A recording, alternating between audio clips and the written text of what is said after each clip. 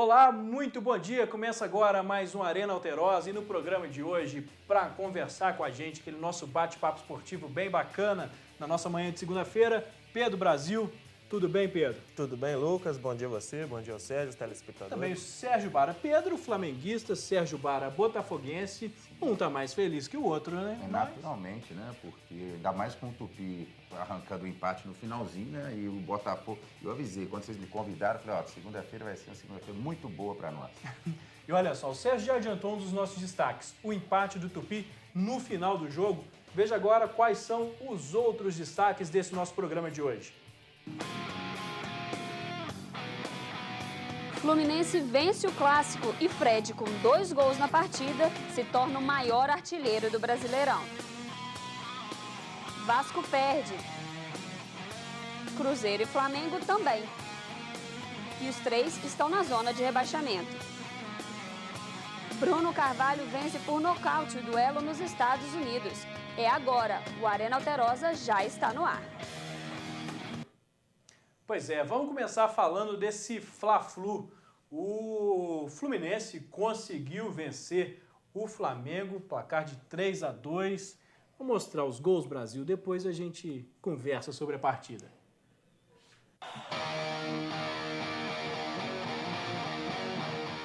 De pênalti, Fred fez o primeiro dele no Clássico. O segundo do Flu poderia ser do camisa 9, mas Pará, lateral do Flamengo, tentou afastar e fez contra.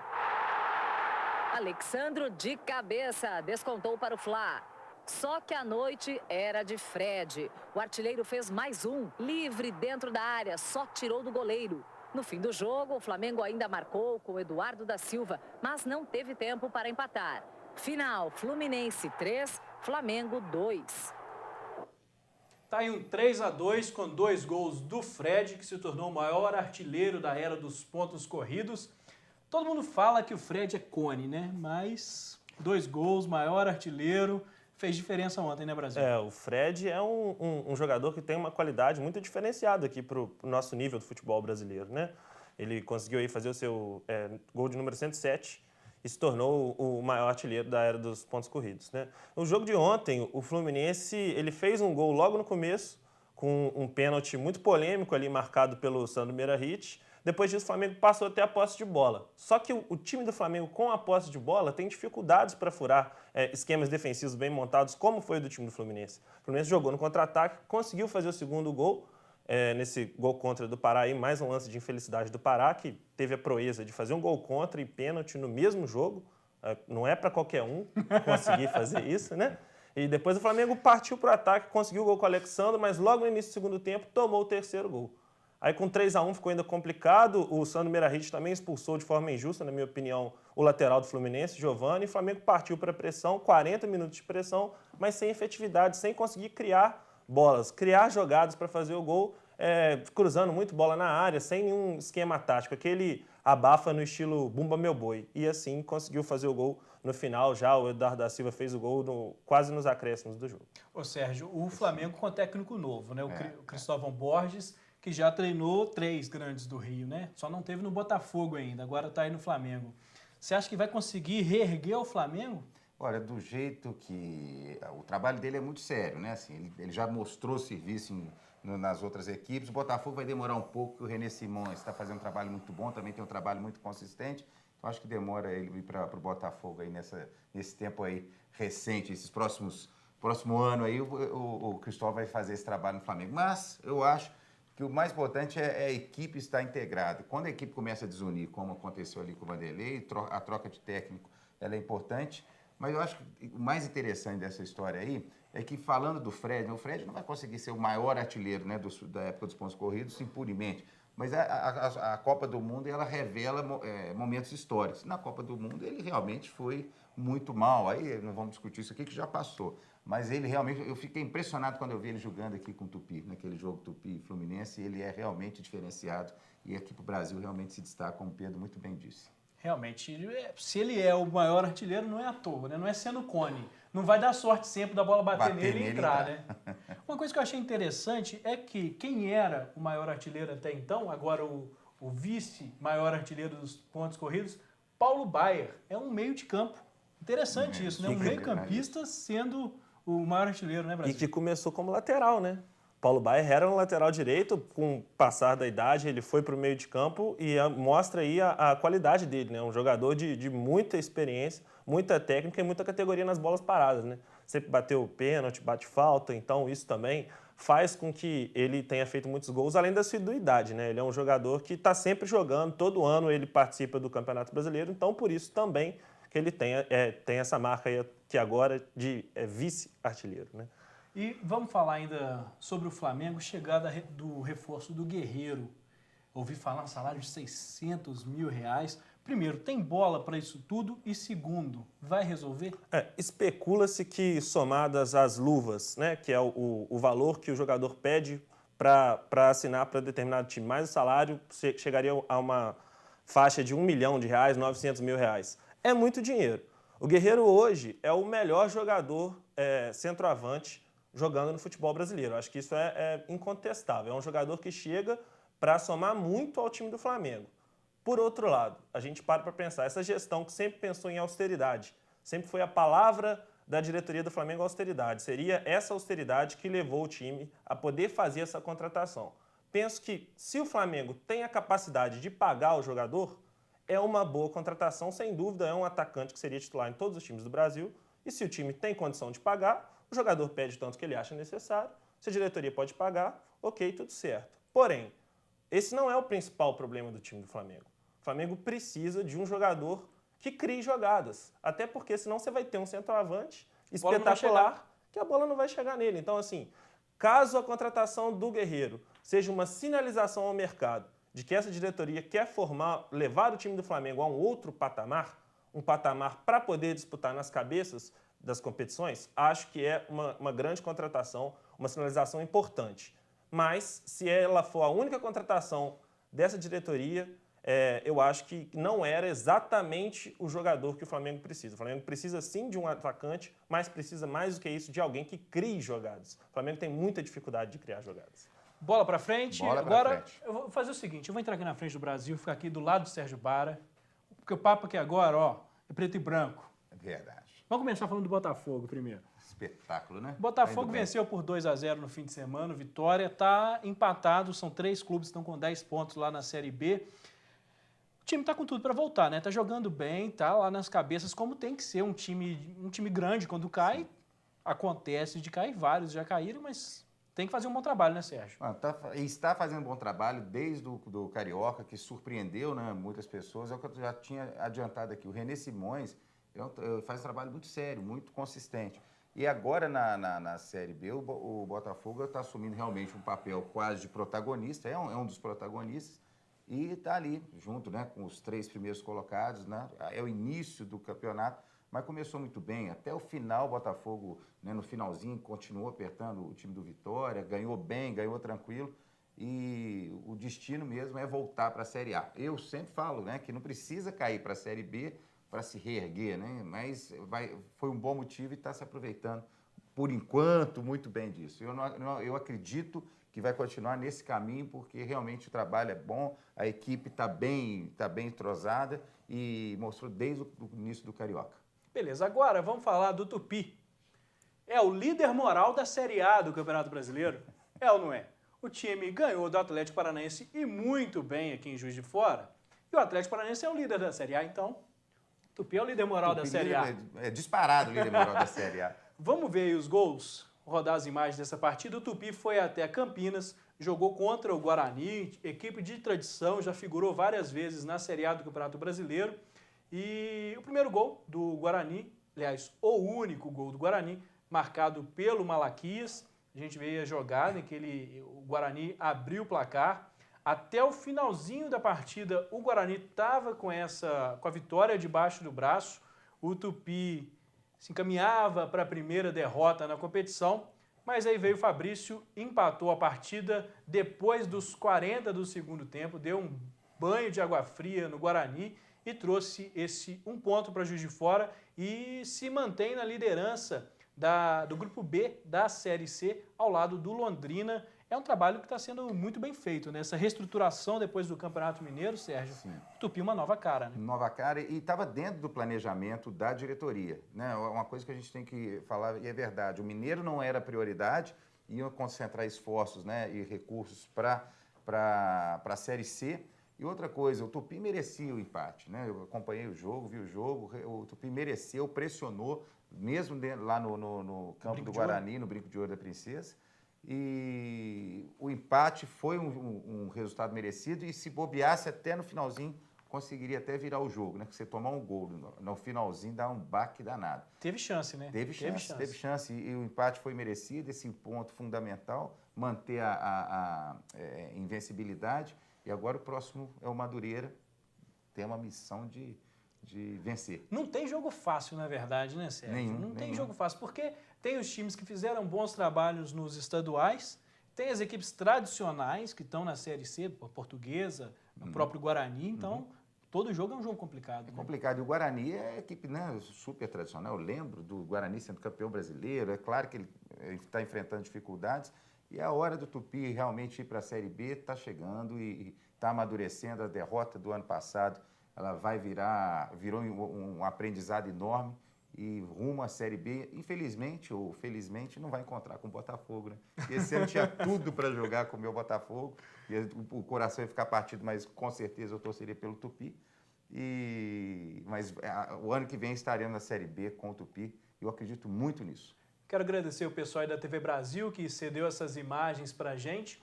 A gente está falando aqui de tradição, Brasil. O Tupi tem uma tradição que é para matar o torcedor do coração, né? Gol sempre lá no finalzinho. Sempre é na raça, né?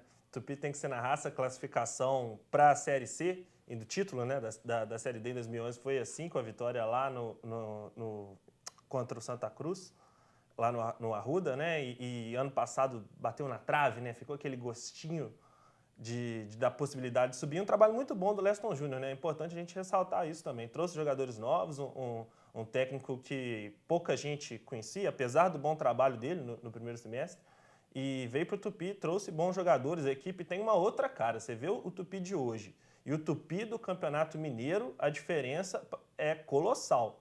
Parece um outro time, uma disposição para o jogo muito diferente. Então, acho que a gente tem que ressaltar também o trabalho do Leston Júnior, que já conseguiu abrir 3 pontos do 5º colocado, que é o Tombense. Importante isso, né? Mesmo com poucas rodadas, o time já na liderança e conseguindo se manter ali no grupo dos classificados. Isso é muito importante para o objetivo do Tupi. Pessoal, a gente vai para um rápido intervalo, daqui a pouquinho a gente volta. Não saia daí, viu? É bem rapidinho. Na volta a gente vai falar sobre o restante dessa rodada da Série A do Campeonato Brasileiro. Todo campeão merece uma boa homenagem. Promoção aqui Alterosa Esporte. Leve para o gramado o programa mais querido dos mineiros e aproveite para celebrar as vitórias do seu time. Junte 5 selos mais R$ 42,90 e troque por um kit esportivo incrível. Uma bola de futebol profissional e uma bolsa esportiva do programa Alterosa Esporte. Promoção aqui Alterosa Esporte. O programa mais querido dos mineiros agora joga com você. Jornal Aqui, todos os dias nas bancas por apenas 25 centavos.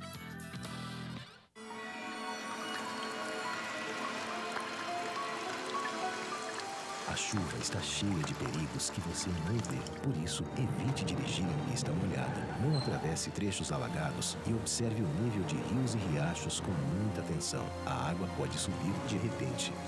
Em caso de emergência, ligue 193. Este número salva vidas. Bombeiro, o amigo certo nas horas incertas. Emoção e desafio sempre fizeram parte da sua vida e podem continuar fazendo. Se você completa 18 anos até 31 de dezembro, aliste-se no Serviço Militar.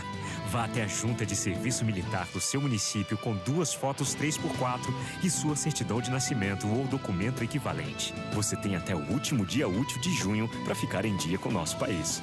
Serviço Militar. Com você, o Brasil é mais forte. Governo Federal.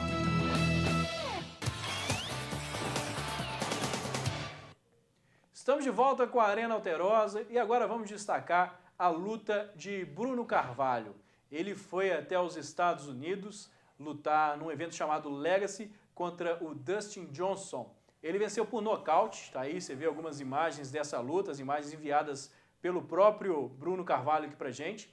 Ele esteve aqui na Arena Alterosa pouco antes de ir para essa luta, depois de lutar aqui no Open Fight em Juiz de Fora, também venceu naquela ocasião por finalização, e aí ele venceu por nocaute o Dustin, e é um destaque, né? Um talento juiz-forano se destacando num evento internacional muito bacana. A gente vê os atletas da nossa cidade levando o nome não só do Brasil, mas de Juiz de Fora também, né, Brasil? Com certeza, Lucas. É muito legal a gente ver esses talentos juiz-foranos de Juiz de Fora que tem uma cultura do Muay Thai, do MMA muito forte, né? Quem não é muito do ramo, não acompanha, não sabe, mas os eventos aqui em Juiz de Fora mobilizam muitas pessoas. Tem gente como o Bruno, tem o irmão dele também, o Bruce, que luta. Então, a cidade é uma referência também no MMA, e é muito legal a gente ver os juiz-foranos, independente do esporte, independente pelo gosto ou não pelo esporte, é muito legal a gente ver os juiz-foranos se destacando no cenário brasileiro e até mundial. Tem uma coisa bem bacana, eu quero mostrar para o pessoal de casa, é o que o adversário do Bruno postou nas redes sociais após a luta. Tá aí o que o Dustin Johnson postou. Esse aí é o Dustin Johnson tirando uma foto com o Bruno Carvalho, essa foto de antes da luta, e ele na postagem ele fala que não conseguiu fazer um bom trabalho, mas que parabenizando o Bruno pelo trabalho que o Bruno realizou. E esse não foi o único post, esse aí não é o único post, ele falando que o Bruno é um grande lutador, não é o único post dele, não. Eu estava olhando no Facebook, vi um post dele, inclusive em inglês, se dirigindo aos americanos, enaltecendo o Bruno Carvalho. É muito bacana quando a gente vê isso, né, Sérgio? Sim, reconheceu. O cara, na hora que ele está ali, seja no esporte individual, seja no coletivo, são adversários, mas não são inimigos, né? Inclusive, a gente vê que o Juiz de Fora é um celeiro de talentos, né, independentemente do tipo de esporte, e mais um juiz-forano se destacando. E esse tipo de reconhecimento, o profissionalismo é isso, né? Você tem que chegar a lutar, que vença o melhor, mas reconhecer o valor do outro, né? Isso é importante para o esporte, e é um aprendizado que muitas pessoas ainda têm que ter, porque você é adversário no campo, né? Ele não é seu inimigo, ele é seu adversário. Então é isso. É claro que as rivalidades são boas até na hora de você enfrentar profissionalmente, com lealdade, dentro das regras do jogo, o adversário. Bacana o que o adversário do nosso juiz-forano fez, postando e respeitando o nosso talento. Vamos voltar para o futebol? O Vasco não está muito bem, está lá na zona de rebaixamento também, assim como Cruzeiro e Flamengo. Perdeu por 3-0 contra o Atlético Mineiro. Vamos ver aí como foi essa partida.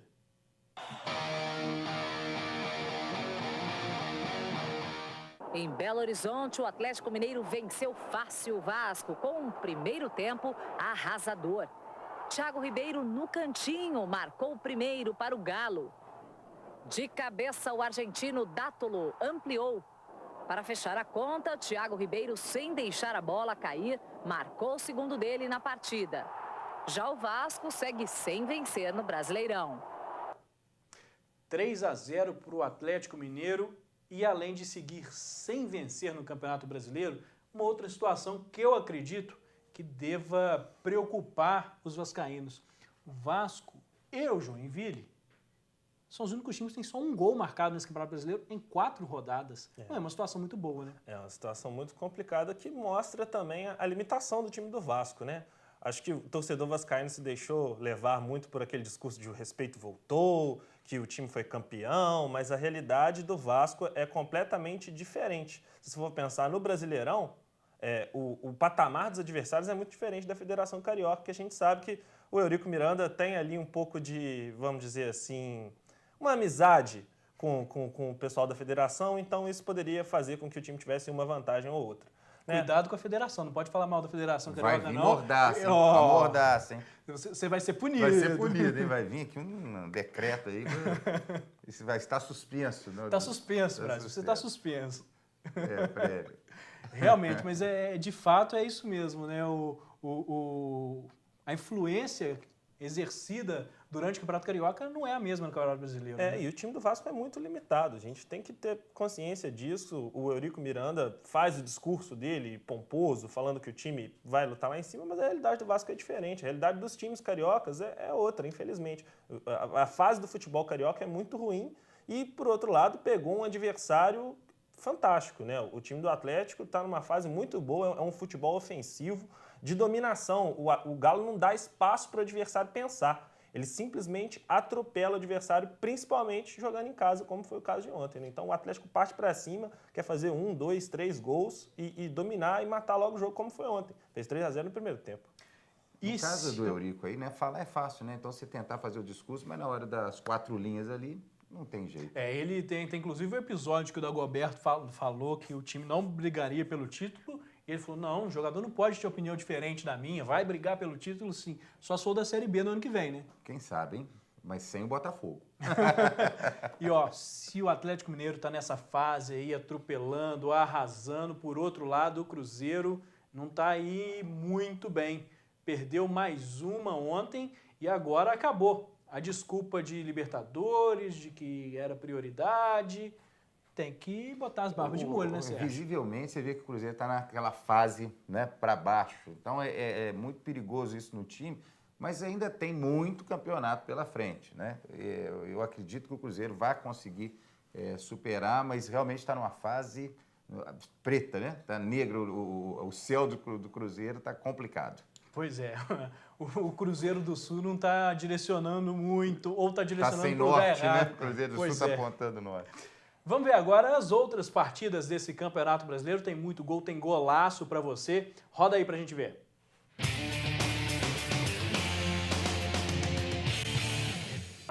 Um mês depois de eliminar o Corinthians do Campeonato Paulista, o Palmeiras voltou ao Itaquerão, disposto a reencontrar a boa fase.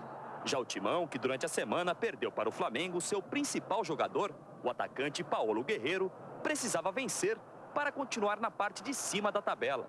Como um visitante desejado, o Palmeiras foi ganhando confiança e passou a mandar no jogo, mesmo na casa do rival. Kelvin fez boa jogada pela direita e cruzou na medida para Rafael Marques abrir o placar. Aos 40 anos, o veterano Zé Roberto teve fôlego para dividir com a zaga, tocar por cima de Cássio e ainda aproveitar o rebote. 2-0 Verdão. A melhor chance do Corinthians foi apenas no segundo tempo, com o colombiano Mendonça.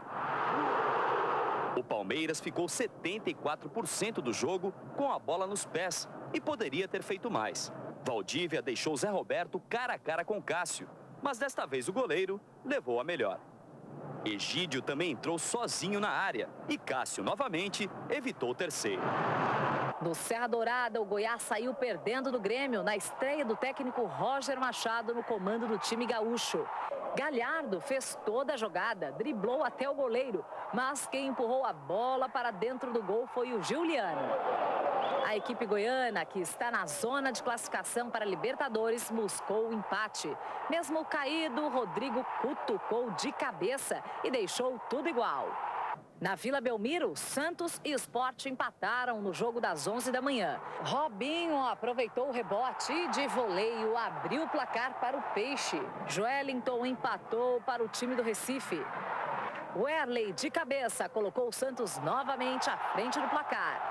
Só que o Leão da Ilha buscou o empate nos acréscimos com Samuel Xavier. Com o 2-2, o Sport perdeu a liderança do campeonato. No sábado, o Atlético Paranaense, o novo líder do Brasileirão, derrotou o Joinville fora de casa. A defesa do time catarinense marcou bobeira. Nicão foi mais esperto e abriu o placar para o Furacão. 3 minutos depois, o Atlético ampliou a vantagem com Douglas Coutinho. O lanterninha Joinville até diminuiu com Rafael Costa, de cabeça, mas foi só. 2-1 Atlético Paranaense. Outro time que perdeu em casa foi o Coritiba. Com menos de 1 minuto de jogo, a zaga do Coxa vacilou feio e o atacante Anderson Lopes fez 1-0 Avaí.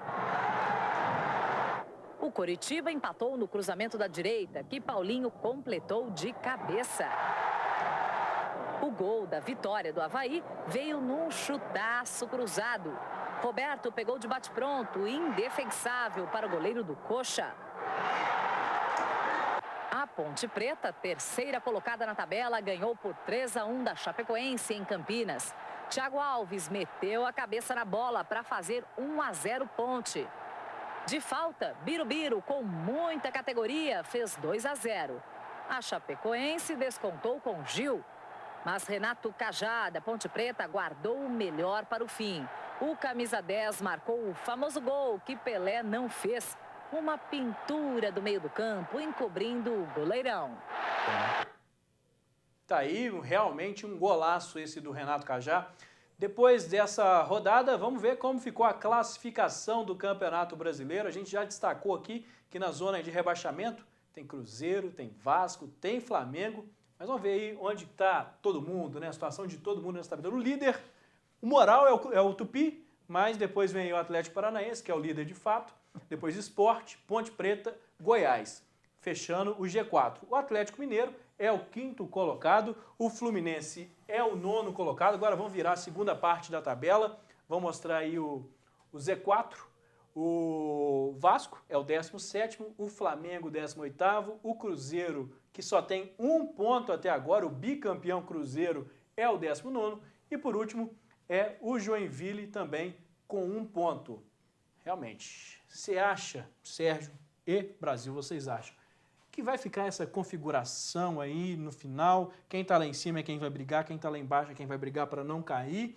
Ou é só uma situação de momento, essas primeiras 4 rodadas? Eu acredito que isso vai mudar, né? Apesar do bom... A gente, tradicionalmente, no início dos brasileiros, até para as equipes grandes estarem pensando em Libertadores, não está com foco 100% no brasileiro, a gente vai ter agora uma fase de jogo quarta e domingo, durante o período da Copa América, que vai ajudar a ver a pretensão dessas equipes, do estilo da Ponte Preta, que começou muito bem, do Sport, do Goiás e do Atlético Paranaense. Acho que esse período agora, em que o campeonato anda com uma velocidade muito grande, com 2 rodadas por semana, né, quarta e domingo, com os jogos, dá uma diferença maior. A gente vai poder ter um parâmetro da força real dessas equipes de um investimento um pouco menor do que as tradicionais. O nosso tempo está acabando, Mas Sérgio. Eu quero te mostrar um negócio. Mostra. Eu quero te mostrar, que você não viu ainda. O quê? O Neymar. Ah, vamos ver. Vamos rodar o drible do Neymar? Eu vi a polêmica, mas o drible Sérgio não. ainda não viu, ele só viu a polêmica. Olha aí, o drible do Neymar contra o Atlético Bilbao, estava 3-1, o Neymar fez isso aí, Sérgio, olha só. E o cara fez a falta, foi criado toda essa polêmica que você já viu. Bobagem. Precisava dessa polêmica? Bobagem, não. Nesse caso aí não foi nenhuma ironia, não foi nada igual o Edilson fez, aquele, né, aquela antológica baixadinha. Isso é futebol, isso é normal. Isso aí é bobagem mesmo. Isso aí foi recurso dele. Precisa de mais... Não, que isso aconteça mais vezes, inclusive no nosso campeonato brasileiro. Eu estou impressionado de ter dado essa polêmica toda. Foi um lance objetivo, né? Se o cara não faz a falta, ele estava lá dentro da área. Isso aí não foi... Foi o recurso que ele teve na hora. Claro que estava ganhando de 3-1, estava tranquilo, né? E foi fazer. Eu achei que tivesse sido pior a situação. Eu também. Na hora que eu fui assistir, eu falei, mas é por causa disso? Até o técnico do Barcelona contra ele? Falando que brasileiro é assim mesmo. Até porque a gente paga ingresso, a gente assiste o jogo para ver isso, não é para ver carrinho, né? Eu, quando quero ver um jogo do meu time, eu quero ver carretilha, quero ver caneta, não quero ver marcação, não quero ver falta, eu quero ver a jogada bonita. Então, esse é o talento do jogador. Bobagem, sinceramente. Brasil, brigadão. Acabou nosso tempo. Muito obrigado, a sua presença. Sérgio Bara, muito obrigado por voltar ao nosso programa. Aqui com vocês. Pessoal, a gente fica por aqui. Estamos de volta na próxima quinta-feira, a partir das 11h05. E a gente encerra com mais essa imagem do drible do Neymar, para você botar a mão na consciência e ver, precisava de polêmica? Claro que não. Vamos lá.